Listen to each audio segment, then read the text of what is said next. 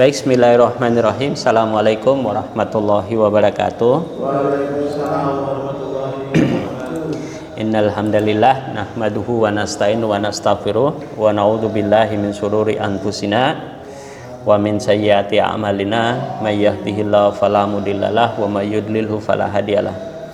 Asyhadu an la ilaha illallah wahdahu la syarikalah wa asyhadu anna Muhammadan abduhu wa rasuluh la nabiyya wa la rasula ba'da. Baik Bapak-bapak sekalian, mas-mas ya yang dirahmati oleh Allah.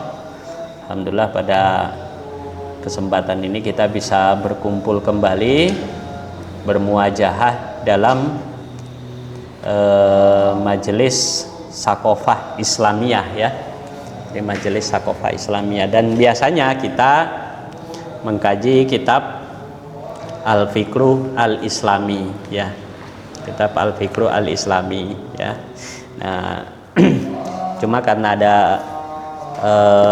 topik yang juga penting untuk disampaikan, jadi kita agak geser sedikit ya untuk bahas tentang bagaimana kita meluruskan pemahaman yang selama ini salah dipahami di masyarakat ya, salah dipahami di masyarakat kebanyakan ya, khususnya berkaitan dengan tawakal, rizki dan ajal ya. Nah, di pertemuan yang lalu kita sudah membahas tentang tawakal yang sebetulnya itu juga tidak bisa kita lepaskan dari pembahasan qada dan qadar ya. Jadi pembahasan tentang qada dan qadar, atau yang kemarin kita bahas tentang al-qadriyatu al-ghaibiyah ya. Jadi mengimani pada perkara-perkara yang gaib ya. Nah, tapi itu kajian qada dan qadar itu juga nanti tetap akan kita bawa untuk mengkaji topik yang ada di dalam buku ini ya, di revisi teologis ya, karena pasti berkaitan ya. Misalnya apa? Misalnya kodok itu artinya apa sih? Kodok Allah itu artinya segala sesuatu itu yang terjadi itu adalah merupakan ketetapan dari Allah Subhanahu wa taala ya, baik maupun buruk ya. Nah, karena dia baik atau buruk, qada itu dia datangnya dari Allah Subhanahu wa taala ya, baik perkara yang baik atau buruk ya, maka itu nanti ada kaitannya dengan bagaimana sikap kita untuk nerimo, nah gitu ya. Makanya bahasanya kita kemarin itu kita sebut dengan tawakal. Tawakal itu artinya apa sih? Kalau tawakal secara sederhana kemarin kita sampaikan bahwa menyerahkan segala urusan kita itu kepada Allah Subhanahu wa taala ya. Jadi kita menyerahkan segala urusan kita kepada Allah Subhanahu wa taala. Kita minta agar urusan kita itu diurus oleh Allah Subhanahu wa taala. Ya. Makanya kemarin kita sebut ya, tawakal itu kan kalau kita pahami dalam konteks akar kata atau bahasa ya, itu kan dia berasal dari kata tawakkala ya, tawakkalu tawakkulan ya, artinya berserah diri gitu ya. Artinya mewakilkan ya urusan kepada orang lain ya. Nah, kita tahu bahwa kalau ada orang yang kita minta untuk mengurusi urusan kita itu kan berarti orang itu mesti orang yang kita percayai, betul nggak? Kira-kira mau nggak kita itu mempercayakan sesuatu kalau orang itu tidak kita percayai? Kan pasti tidak gitu. Nah, itu dalam konteks manusia saja begitu, apalagi kalau Allah. Artinya kalau kita kepada manusia saja kita itu tidak boleh setengah-setengah percaya, maka harusnya kepada Allah juga kita ya percaya gitu bahwa kalau urusan kita sudah serahkan kepada Allah ya sudah, berarti dah sepenuhnya urusan itu pasti akan dibereskan oleh Allah Subhanahu wa taala. Ya. Makanya kalau kemarin itu ada satu video itu kan dia dimulai dengan satu pertanyaan kurang lebih begini. Kita ini sebenarnya lebih enak diperintah ya atau minta izin? Ya. Pak disuruh atau minta izin? Ya. Pak siapa? Pak Danang lebih enak disuruh apa minta izin? Minta izin ya. Misalnya ya, minta izin untuk hari ini tidak masuk kantor. Ya. Kenapa? Karena misalnya hari ini saya mau liburan bersama dengan keluarga, ya. Udah setahun tidak ada liburan sama sekali. Terus itu disampaikan ke saya, misalnya sebagai manajer, ya. Kemudian saya bilang, Bapak saya izinkan untuk berlibur bersama dengan keluarga. Bapak senang enggak? Senang ya? Senang. Ya. Meskipun biaya tanggung sendiri, Pak. Ya, meskipun biaya tanggung sendiri. Biaya berliburnya, biaya makannya, biaya. Tapi kalau sekarang saya balik, Pak. Kalau Bapak saya misalnya saya minta mulai besok pekan depan Pak Danang silahkan ajak keluarga untuk berlibur. Ya, silakan Pak Danang itu berlibur, boleh ngajak keluarga liburan ke Bali selama 2 minggu. Nah, ini manajer yang suruh, ya. Terus Pak Danang tanya, terus biayanya bagaimana? Wah, itu urusannya ngeremehkan saya itu namanya kan. Karena kalau saya yang nyuruh kan berarti saya harus biayai Pak Danang kan? ya betul. Betul ya? Betul. Kan nggak etis kalau saya nyuruh tapi nggak saya urusi kan? Ya. Nah, jadi kalau misalnya ada yang pertama itu minta izin tapi pakai biaya sendiri dengan diperintah tapi dibiayai, kira-kira Bapak pilih yang mana sekarang? Berubah lagi.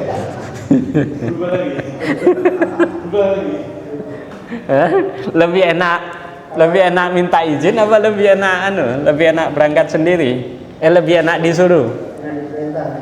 Enak diperintah, enak disuruh. Kenapa? Karena fasilitas dipenuhi semua. Fasilitas dipenuhi semua. Ya. Nah, kira-kira kalau kemudian kita ngurusi urusan Allah itu apa yang kemudian diminta oleh Allah kepada kita? Ya. Jadi kita kan oleh Allah ini disuruh ini, Pak Danang, mulai besok Pak Danang harus melakukan ini dan ini, ya. Dengan konsekuensi Pak Danang nanti semua urusannya Pak Danang saya yang tanggung. Kira-kira senang apa enggak? Ya, senang ya. Itu. Jadi nggak jadi milih berangkat sendiri nih. Mas Bagus? Suruh kuliah. Disuruh kuliah apa kuliah sendiri tapi biaya sendiri, kira-kira gitulah. Ya. Nah, jadi kira-kira kita mau kasih gambaran seperti itu, Pak, ya, Mas Bagus ya. Bahwa apa?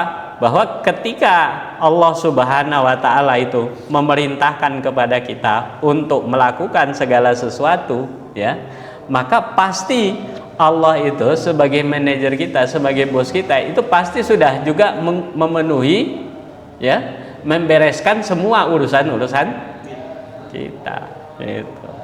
Makanya ini yang tadi kita sebut itu dengan kita itu menyerahkan segala sesuatunya itu kepada Allah Subhanahu wa taala. Kira-kira kalau Bapak itu misalnya sama manajer sudah pergi berlibur, ya, sudah diongkosi, sudah dibiayai, ya.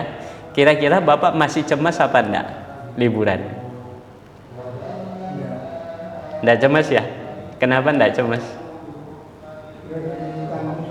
Sudah ditanggung semuanya ya, jadi tinggal happy aja kan gitu ya. Nah, padahal itu yang nyuruh itu adalah manusia. Manusia ada bohongnya nggak? Tapi paling tidak kalau manajer yang ngomong itu pasti kita akan tidak cemas, betul ya? Nah sekarang kalau pertanyaannya kita balik begini, kalau kita itu diminta untuk ngurusi urusannya Allah, ya, kemudian Allah ngurusi membereskan urusan kita, kira-kira Bapak itu masih cemas apa enggak? Nah, ini kita sementara ya. Ini sambil ngolor-ngolor waktu aja karena yang lain belum datang. Kalau yang lain datang baru kita lanjutkan. Ini materi yang masih kaitannya sama yang sebelumnya kan gitu ya. Ya. Kira-kira masih khawatir nggak? Kalau kita yakin bahwa Allah itu sudah ngurusi urusan kita. Betul? Nah, gitu. Jadi intinya ketika kita itu belajar tentang tawakal, itu artinya apa? Kita itu serahkan semua urusan kita itu kepada Allah, ya. Dalam perkara-perkara yang perkara-perkara itu semua di luar daripada kuasa kita, betul? Ya. Nah, apa perkara-perkara yang di luar kuasa kita? Yang kemarin kita sebut dengan qada, ya. Jadi ketetapan Allah itu yang tidak bisa kita, yang itu di luar daripada kendali kita. Apa itu yang disebut dengan qada diantaranya? Apa? Diantaranya apa? Rezeki, terus ajal. Nah, itu udah diputuskan Allah kan? Kita punya kuasa nggak atas itu? Gitu. Jadi kalau semuanya kita sudah serahkan ke Allah, kira-kira Bapak masih cemas apa enggak? Ya, serius nggak cemas? Ya, kira-kira serius nggak? Masih cemas apa enggak? Betul, sudah tidak cemas. Ya. Ya. Ah, itu yang saya sebut tadi. Takut mati tapi kalau tadi cuma tidak cuma kalau semua manusia kan pasti akan takut mati. Pasti akan takut mati, ya. Ibaratnya ya tetap ada cemasnya ya. Padahal sudah tahu kalau tadi urusan kita itu sama Allah. Sudah diurus sama Allah, ya. Ya. Nah itu yang kemudian nanti itu jadi pertanyaan. Kenapa kok kita itu sudah menyerahkan, ya, sudah bertawakal kepada Allah, ya, kemudian sudah mengimani qada dan qadar, ya, bahkan kemudian kita juga sudah berdoa setiap saat, ya, agar kita itu dijauhkan dari bisikan setan yang terkutuk. Ya, tapi kenapa kok kita masih cemas gitu? Ayo kira-kira kenapa? Ya. Ya. Karena kita itu tidak tahu atau tidak bisa membayangkan apa yang akan terjadi besok, ya. Atau kalau dalam istilah sederhananya, karena kita itu masih punya pengharapan, betul nggak? Punya keinginan, ya. Jadi udah saya serahkan tawakal kepada Allah. Begitu pulang sambil mikir, wah besok anak bayar SPP, mumet lagi gitu. Iya kan? Besok, iya kan? Gitu. Jadi kenapa kok kita itu sudah tawakal, sudah berserah diri kepada Allah, tapi kenapa kok kita itu masih punya rasa cemas? Kira-kira kesalahannya ada di mana? Dan kurang yakin. Tapi tadi katanya di awal sudah gitu, sudah tak serahkan semuanya ke Allah gitu. Rezeki yang jamin Allah, gitu kan? Ajal itu yang menentukan itu adalah Allah Subhanahu wa taala. Nah, mestinya kalau kita sudah yakin, kita sudah percaya, kita sudah menjadikan Allah itu satu-satunya, berarti mestinya kita itu ndak usah mikir apa yang menjadi urusannya Allah gitu. Ya. Betul kan? Gitu. Nah, karena itu yang tadi kita sebut, kenapa? Karena manusia itu dia senantiasa itu memiliki harapan-harapan. Ya. Nah, kenapa kecemasan muncul? Kecemasan muncul itu sebetulnya bukan karena apa-apa, tapi kecemasan itu dia muncul itu disebabkan karena mindset kita itu belum betul-betul yakin. Ya.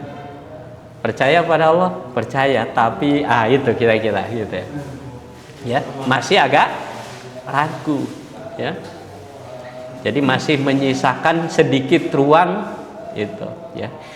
Kalau kita itu ragu, ya,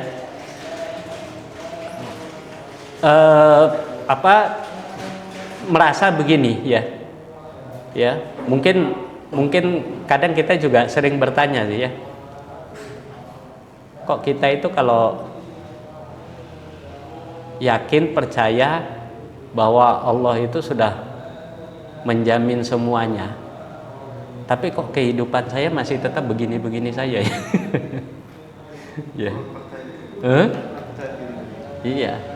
Kira-kira kalau dihadapkan pada realitas keyakinan anggaplah pemahaman kita bahwa Allah itu sudah menjamin sesuatu, tapi kira-kira kemudian kita lihat sekarang keadaan kita itu tidak siap, ya.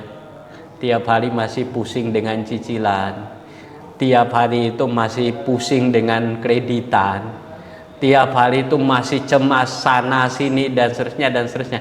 Kira-kira yang mau kita salahkan itu siapa? Ya. Betul.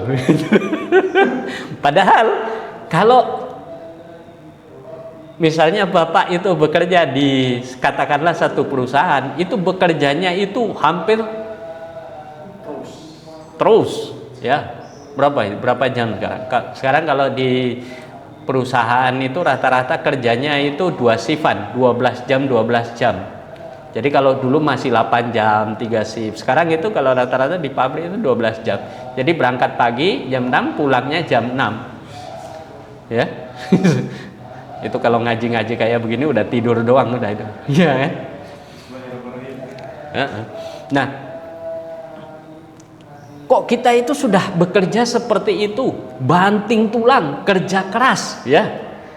Tapi ternyata apa? Yang kita dapat ya cuma segitu-segitu saja, ya. Itu kira-kira yang kita salahkan itu adalah usaha kita, atau yang kita salahkan karena Allah kok ngasih saya rizkinya ya cuma segitu-segitu saja. Nah, saya yakin Anda sudah mulai goyah ini hari. Allah itu mendolimi saya. Nah, itu yang kita sebut. Jadi kalau kita membahas tentang qada dan qadar, kan baik dan buruk itu datangnya dari Allah. Betul. Iya kan? Ya. Maka kemudian apa? Level berikutnya itu kita itu harus punya husnuzon sama Allah. Punya prasangka baik. Ya. Bahwa apapun yang diputuskan dan direncanakan oleh Allah itu sesuatu yang pasti itu adalah baik bagi kita, walaupun dalam pandangan kita itu walaupun dalam pandangan kita itu ketok-ketoknya kayak buruk gitu, ya kan? Nah, makanya itu nanti ada kaitannya antara meyakini qada itu dengan husnuzon gitu. Tapi kalau kemudian kita tidak meyakini qada, maka susah kita itu punya sangka baik. Bahkan tadi sudah mengimani qada, kadang masih ada sedikit prasangka buruk juga gitu. Kok kayak gini gitu kan?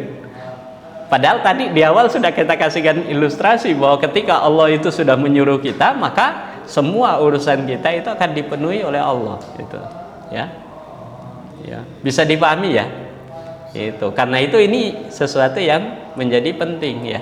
Karena itu nanti kita perlu refresh kembali itu tentang masalah qada gitu. Kenapa? Karena kalau ini tidak beres, nanti memahami yang lain pun juga akan susah. hidup kita itu akan cemas terus gitu, gelisah terus. Ustaz, kok setiap saya kali ngaji habis pulang dari ketemu Pak Ustadz kok saya pulang gelisah lagi. Bukan tambah tenang gitu ya. Mbok yau kasih materi sing sabar, sing macam-macam. Itu nanti ada juga, tenang ya. Jadi nggak usah khawatir dengan materi tentang sabar gitu. Ya. Gitu. Nah, jadi itu ya. Nah, kalau kita flashback sedikit tentang masalah qada, itu kan qada itu ya, tadi kita sampaikan bahwa itu adalah ya ketetapan Allah ya. Ketetapan Allah yang bisa menimpa kita ya akibat kita itu ada kontribusi ya. Jadi kita ini sebagai korban lah, katakanlah begitu ya, sebagai orang yang didera dengan berbagai macam musibah ya, yang kadang musibah itu yang melibatkan diri kita sendiri ya. Misalnya contohnya apa, tiba-tiba jalan kepleset gitu kan, nggak ada orang bikin kita kepleset. Kita kepleset itu gara-gara ya kan, itu kan sesuatu yang terjadi menimpa kita kan ya. Makanya biasanya kalau orang nggak mengimani qada itu biasanya kalau dia kepleset itu langsung anjir misalnya begitu, langsung keluar sama yang nggak bisa bersihkan begitu ya. Kira-kira begitu anak-anak sekarang ya, nggak tahu apa sih artinya anjir itu. Ya gara-gara bergaul sama Bagus ini aja jadi sing. Nah itu sesuatu yang kita itu menimpa kepada diri kita dan kita itu punya andil gitu ya. Kan kita ndak mungkin juga punya keinginan untuk terpleset kan. Ada yang orang yang punya rencana kepleset? Nggak ada ya, kecuali kalau orang lagi syuting film dia harus jatuh-jatuhan, nah itu lain soal gitu. Tapi kalau kita bicara dalam konteks korban, ada sesuatu kejadian atau peristiwa atau musibah yang menimpa kita ya, tapi kita itu nggak punya kuasa gitu. Kenapa? Karena memang kita nggak punya rencana untuk jatuh kok ya. Makanya ujian seseorang itu kadang dilihat itu dari awal ketika dia itu mendapatkan musibah ya.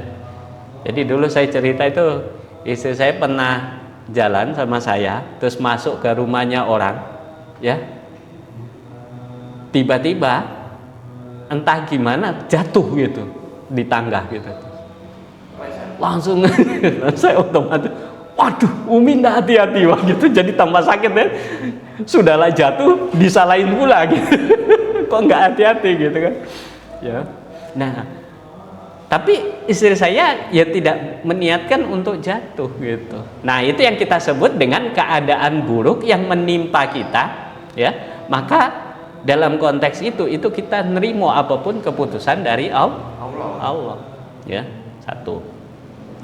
Tapi ada juga ya kejadian yang menimpa diri kita, dalam hal ini kita itu sebagai korban, tapi apa? Tapi disebabkan oleh orang lain ya. Jadi andil orang lain tapi kita yang kena korban ya. Apa contohnya misalnya ya. Yang kemarin lagi rame di TV itu apa itu? Penjambretan ya. Kita korban enggak? Anggap aja begitu ya.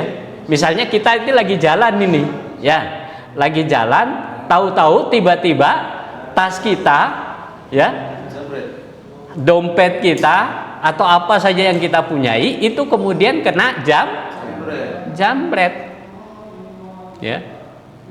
Bagi kita itu adalah kodok karena kita sebagai korban ya. Makanya nanti beda, nanti yang menjambret itu sendiri, tapi kalau kita yang ditimpa sebagai korban ada andil dari orang lain, maka itu disebut dengan kodok ya. Itu bisa dipahami ya. Kalau kemudian kita nyetir mobil, kemudian dipepet si jamretnya tadi, ya, kemudian mati, ya, Jamretnya apa? maka matinya si korban tadi itu kodok atau bukan?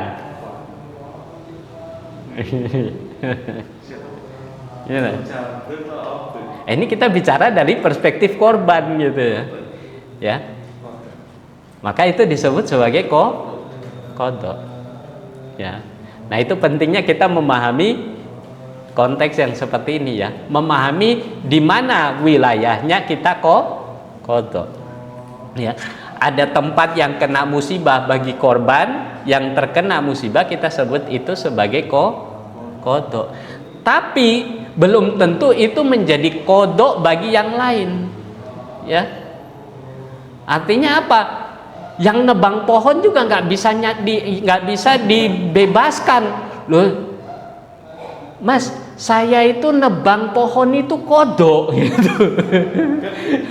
Kenapa? Karena wilayah dia nebang pohon itu adalah wilayah yang dia itu mukhayyar, dia itu bisa milih, bisa nebang pohon atau bisa tidak nebang pohon gitu. Tapi kalau sebagai korban, maka korban itu yang kemudian disebut dengan kodok. Bisa dipahami? Gitu. Ya. Gitu. Ya. Makanya kalau kita tanya berapapun rezeki yang kita punya, ya, yang tadi kita sebut, karena ini kita sudah sebut ini wilayah daerah kekuasaan Allah ini, ya kan? Otoritasnya Allah ini, ya. Maka dalam konteks seperti ini, itu berapapun yang kita dapat rezeki, ya, itu kita sebut dengan kodok. Banyak atau sedikit. Tinggal nanti soalnya kita tanya, banyak atau sedikit itu menurut kita baik atau buruk? Ayo, banyak atau sedikit itu menurut kita baik atau buruk? Ya, ya, itu, ya, ya bisa dipahami ya. Gitu. Jadi ini kodok yang kita sebut kita harus terima, gitu. Nah, tetapi kemudian ya ada wilayah yang kemudian bisa kita kuasai, ya. Nah wilayah itu yang kemudian kita sebut dengan wilayah mukhayyal, ya, ya, wilayah yang kita kuasai, kita itu bisa milih gitu. Makanya ketika kita sudah memahami bahwa rezeki itu di tangan Allah, ya, maka yang menjadi sebab datangnya rezeki itu adalah Allah, ya. Tetapi kita bisa melihat hal-hal yang bisa kita lakukan atau yang bisa kita kerjakan yang itu bisa mendatangkan rezeki. Apa contohnya? Melalui bekerja, ya. Nah, ini kita tidak sebut itu sebagai sebab akibat, tapi kondisi, ya. Misalnya kita desain, nah, itu menjadi wasilah kita mendapatkan rezeki. Itu hal, ya, bukan asbab. Karena kalau asbab itu pasti urusannya dengan, kalau kita bekerja pasti kita itu akan mendapatkan rezeki. Faktanya ada orang dia bekerja seharian tapi dia tidak mendapatkan rezeki atau rezekinya sedikit. Apa contohnya? Contohnya saya nih, dari pagi kerja ini. Oleh aku itu. Itu rezeki juga. Ya. Oh, ya, habis ini ya, tenang aja. Jadi datang ke tempat ini itu adalah hal di mana kita mendapat rezeki kopi gitu. Ya, gitu. Jadi hal, ya, hal musabab, ya. Gitu. Karena itu kita nggak usah khawatir, nggak usah cemas dengan masalah rezeki. Kenapa kok kita itu selalu punya perasaan bahwa kalau namanya tadi yang seperti saya bilang di awal itu, kok hidup kita kok kayak gini-gini sih, ya kan? Ya, kerja sudah pontang-panting, kok rezekinya masih kayak gini, ya. Itu berarti bahwa kita itu punya prasangka buruk itu terhadap Allah. Nah, prasangka buruk itu munculnya karena apa? Muncul karena ketidakpuasan. Ketidakpuasan disebabkan karena apa? Keinginan karena apa? Nafsu kita. Ya. Jadi kenapa kita itu tidak puas? Kenapa kita tidak senang? Kenapa? Karena kita ngukurnya itu pakai standarnya kita, bukan pakai standarnya Allah. Apa yang kita nilai baik atau yang kita nilai buruk itu kadang berbeda dengan apa yang dinilai baik atau buruk menurut Allah. Iya kan? Jadi kita selalu bilang apa? Oh, nggak terima ini. Kenapa? Karena yang kita lihat itu adalah yang buruk yang menimpa kita, ya. Padahal bisa jadi di balik itu semua itu Allah yang lebih tahu mana yang baik atau mana yang buruk menurut Allah, dan semuanya itu pasti baik buat kita, ya. Pernah dulu itu ada guru saya itu cerita, ya. Guru saya cerita itu, ya. Mungkin ini cerita juga sudah kayaknya sudah rame di mana-mana itu, ya. Cerita tentang ada seseorang, ya, bos, manajer yang dia itu datang terlambat ke bandara. Ya. Kenapa dia datang terlambat ke bandara? Karena ternyata supirnya itu pas ketemu supir yang nggak enak pol. Ya, disuruh gas, jalannya pelan, ya, nggak berani nerabas, ya. Jadi padahal bosnya ini udah telat banget ini, ya. Jadi untuk sampai ke bandara, dan akibatnya apa? Karena terlambat itulah maka kemudian dia tidak jadi naik pesawat, ketinggalan sama pesawat. Kira-kira kalau kita jadi bos yang ada di dalam pesawat itu kira-kira kita ngamuk apa enggak? Iya. Makanya saya itu kadang kalau mau pergi ke pulang ke Papua itu udah saya tunggu di sana itu 7 jam tak tidur, jangan sampai ketinggalan pesawat. Berangkatnya sore saya sudah pesan tiket di Mas Mukti subuh. Berangkatnya pagi, pokoknya jangan sampai ketinggalan pesawat supaya saya nggak ngamuk-ngamuk sama orang, ya. Karena pernah juga saya suatu waktu itu satu bis dengan orang yang mau ke bandara, ya, jamnya sudah mepet betul, tapi pas tiba-tiba itu macet betul. Itu kebayang kan? Suasana emosi, ngamuk, macam-macam itu kan. Mobilnya, bisnya ini nggak bisa jalan. Antum tahu jalan Surabaya kan? Oh iya. Pak, cepat pak, gitu kira-kira, ya. Kalau ada jalan, ada kesempatan, labrak aja pak. Jadi sampai kayak gitu. Tapi ternyata mobil itu, ya, nggak bisa jalan-jalan juga. Akhirnya apa? Dia putuskan itu saat itu juga. Itu dia turun dari bis. Dia cari apa? Motor. Ini cari motor dia, minta ngantar sampai masuk ke dalam itu, ya. Begitu ternyata saya sampai di sana, ternyata barengan juga nyampenya. Gak tahu, mungkin bannya bermasalah, mungkin ada apa dan seterusnya itu, ya kan? Jadi kira-kira, masya Allah Pak Wawan. Sehat Pak ya? Gitu. Alhamdulillah gitu. Ya.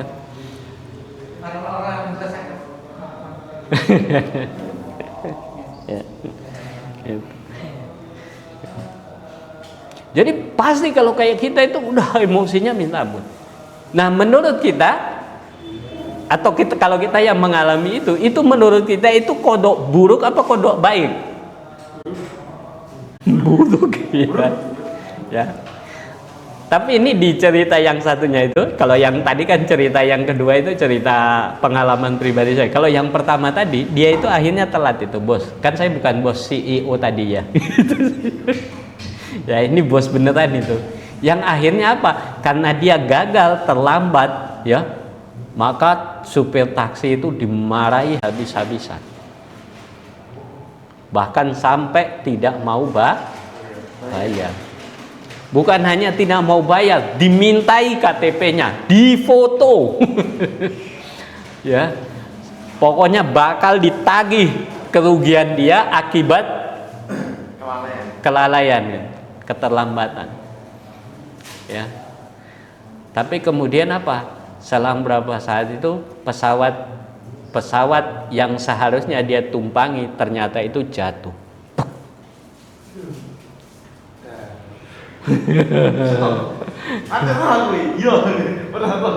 Pernah tahu cerita ini? Pernah. Oh iya, mantap berarti. Ya, pernah. Maka kemudian apa? Bukan hanya kemudian dia datangi itu supir tadi itu, dia marah-marah, tapi ternyata apa? Dia datang kepada beliau, kemudian dia bilang terima kasih. Kalau enggak ketemu supir sampai ke supirnya sampai, mungkin saya juga sudah jatuh karena pesawat itu. Ya. Maka tadi saya bilang, kadang kita menilai sesuatu itu kodok itu baik atau buruk, itu sebetulnya bagi Allah itu sama saja, ya. Yang perbuatannya, afalnya itu ya sama saja, ya. Tapi yang membuat bahwa itu kemudian kita punya prasangka buruk kepada Allah itu karena kita pakai ukurannya itu adalah ukuran mindsetnya kita. Baik dan buruknya itu menurut kita. Padahal apa dikatakan baik dan buruk itu semuanya karena Allah Subhanahu wa taala. Ya. Ya. Sama juga misalnya ada satu cerita ini, guru saya juga cerita. Dan cerita ini kadang kita itu sampai mikir Masya Allah, ya. Ya. Jadi ada cerita guru saya ini kejadian nyata. Ada seorang PSK. Ya. Buset. Emang kenapa sih kalau ya, nggak apa-apa, kita terus aja. Ada PSK, ya. Nah PSK ini itu dia sudah makin hari itu makin tua. Maksudnya makin tua itu artinya wis sudah mulai apa? Nggak pate laku, wis. Tahu Ustaz. Ya, sudah nggak terlalu laku gitu. Nah begitu di tengah dia tidak merasa tidak laku, dia itu pengen sudahlah kalau begitu kayaknya saya memang harus sudah berhenti di usia dia yang yang sudah mulai tua. Kebayang kan kalau pensiun di usia kayak gitu atau berhenti di usia kayak gitu, kalau mau kerja apa lagi kan gitu, dapat nyari rezekinya dari mana lagi kan gitu, ya. Ya, kalau mau diteruskan, ya. Makanya itu yang kita sering sebut bahwa orang kalau maksiat itu belum tentu juga rezekinya bagus, gitu ya. Sementara, iya kan? Gitu. Yang korupsi itu loh apa ya enak gitu, ya ndak enak gitu kan. Sekarang malah ndak enak terus, gitu. Ya. Jadi dia maksiat. Akhirnya apa? Diputuskan dia mau hijrah. Nah di tengah dia hijrah itu, ya. Hijrah itu pusing dia. Kenapa? Karena tidak ada sesuatu yang bisa menjamin bahwa ke depan dia itu hidupnya itu akan terjamin gitu. Ya cemas. Uangnya dari mana, rezekinya dari mana, duitnya dari mana, dan seterusnya gitu kan. Ya, mau kerja juga bingung, modalnya tidak ada gitu kan. Mau pergi ke bank dia sudah hijrah gitu kan. Kemudian ya, nah di tengah dia itu kalut kayak gitu, mau ngelanjutin jadi PSK ya juga sudah bakal nggak laku, ya kan? Ya, akhirnya tiba-tiba di tengah dia nunggu itu dia dapat telepon, ya, dapat telepon dari siapa? Dari teman SD-nya. Kebayang, ya, nggak pernah dihubungi, ya, tahu-tahu kok tiba-tiba ada temennya itu nilpun mau ke kota itu dan ingin mampir ke rumahnya. Nggak tahu, mungkin lewat Facebook, wah ini friend lama gitu kan, kira-kira aja begitu gitu ya. Ya, kalau saya jarang ngajak berteman teman saya yang lama-lama gitu. Enggak direkam kan? Oh, direkam. Nanti saya diprotes teman saya yang lama soalnya itu. Oh, pantas kok dia nggak apa gitu. Itu. Karena sudah ya berarti ceritanya saya lewatin aja lah. Karena sensitif. Ya kan? Nah, jadi dia ditelepon sama temannya yang SD mau datang ke situ. Begitu dia sampai di rumahnya, itu dia ngeri, dia sedih ya. Dia mau nangis lihat keadaannya temannya dia yang jadi PSK tadi itu. Akhirnya kemudian apa dia bilang, ya sudah gini aja, nanti karena kamu betul-betul mau hijrah, nanti besok ikut saya saja pulang ke Kalimantan. Di sana saya punya perusahaan, nanti kamu kerja saja sama saya. Ini kisah nyata. Nah, suatu saat si perempuannya itu ditanya, sing temannya yang SD tadi, ya, kok tiba-tiba sudah sekian puluh tahun, tiba-tiba ngingat dia, tiba-tiba nilpun gitu loh. Ya. Itu kapan persisnya waktunya tiba-tiba kok muncul kepikiran untuk nilpun temanmu? Ternyata dia nyebut tanggal, yang tanggal itu persis dengan omongan si perempuannya tadi itu, yang dia katakan dia mau hijrah gitu. Nah, bayang ya. Jadi kadang itu yang kita, wah ini gimana caranya? Ternyata Allah itu punya cara untuk bisa menyelesaikan persoalan yang kadang kita itu kadang nggak kebayang gitu, ya. Kadang kita itu cuma merasa bahwa sesuatu itu baik kalau itu menimpa pada kita sesuatu yang baik. Misalnya apa? Tiba-tiba lagi jalan keluar, tiba-tiba ketemu ada kardus isi duit ya, misalnya. Masya Allah gitu. Rizku biadillahi wahdawa gitu. Rizki itu hanya ada di tangan Allah gitu. Tapi begitu dia nggak ada yang min haitsu la yahtasib tadi itu ya. Bahkan mungkin ketemu ini mau pinjam utang lagi nih misalnya begitu ya kan, akhirnya dia punya prasangka yang buruk, padahal sebetulnya dua-duanya itu sama-sama merupakan otoritas atau wilayah dari Allah Subhanahu wa taala gitu. Ya gitu, makanya ini yang perlu kemudian perlu untuk kemudian kita benahi. Yang paling utama itu adalah soal bagaimana mindset, ya, bagaimana cara pandang. Karena cara pandang itulah yang kemudian nanti akan menentukan apakah seseorang itu akan menilai, akan husnuzon kepada Allah ataukah tidak. Kalau dia sudah punya cara pandang yang benar, maka dia akan senantiasa husnuzon. Apapun yang terjadi atau menimpa dia, pasti semuanya itu adalah sesuatu yang baik. Karena itu apa? Karena itulah hebatnya kalau di umat Islam, itu tidak ada sesuatu yang buruk. Ya.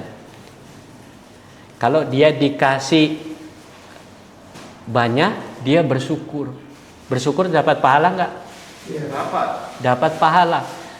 Kalau dia itu dapat musibah, dia bersabar. Bersabar itu dapat pahala enggak? Dapat pahala juga. Jadi apapun sikap kita, kalau mindset kita benar, itu pasti kita itu akan dapat semua kebaikan. Ya, bahkan kalau kita itu mendapat musibah, itu juga enggak masalah kalau kita mengucapkan alhamdulillah. Ya. Makanya alhamdulillah itu ada dua kan gitu. Yang diajarkan nih oleh para ulama itu ada alhamdulillah itu ada dua. Satu itu alhamdulillah itu tatkala kita itu mendapatkan kenikmatan ya. Alhamdulillah alladzi bi ni'matihi tatimmus sholihat, ya. Gitu.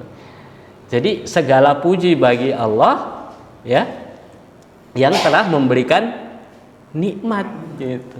Ya. Tapi kalau kena musibah, kita juga mengucapkan alhamdulillah. Alhamdulillah ala kulli halin, gitu ya. Alhamdulillah atas segala sesuatu yang terjadi, gitu. Atas segala hal, gitu. Ya kan? Enak, gitu. Makanya kalau kita kayak begini, itu yang menjadikan rahasia sebab kenapa kok kaum muslimin itu oleh orang luar itu sangat luar biasa, gitu. Kenapa? Karena apapun keadaan yang menimpa dia, itu dia nggak pernah stres. Kita susah juga nggak pernah stres, gitu. Paling yang mumet dikit aja, gitu. Tapi nggak stres, gitu. Coba antum kebayang seperti kemarin itu mengalami apa yang seperti terjadi di mana, di Los Angeles, ya, kebakaran itu, ya, kebakaran, ya, yang sampai menghancurkan rumah-rumah mewah, ya, bahkan siapa namanya itu, si Paris Hilton itu, ya, itu sampai berhari-hari nggak berhenti nangis, pusing, stres dia itu. Kenapa? Karena rumah mewah dia yang miliaran itu tiba-tiba ludes. Ya, kalau kita bandingkan dengan orang-orang di Gaza, di Palestina, itu punya semua prasyarat untuk stres. Dibombardir, dihancurkan, keluarganya hilang, anaknya hilang, makanannya nggak jelas. Tapi mereka bilang apa? Ya cukup Allah saja yang kami itu. Jadi mereka nggak stres, gitu. Ya. Sementara yang satu, nangisnya nggak karu-karuan, gitu. Ya. Bahkan kalau kita lihat ibu-ibu sana itu anaknya mati, ya Allah masih ada 3. Iya benar ini, iya kan? Hampir urusan mereka sudah selesai, mereka mati, mereka syahid di jalanmu, ya Allah. Ya.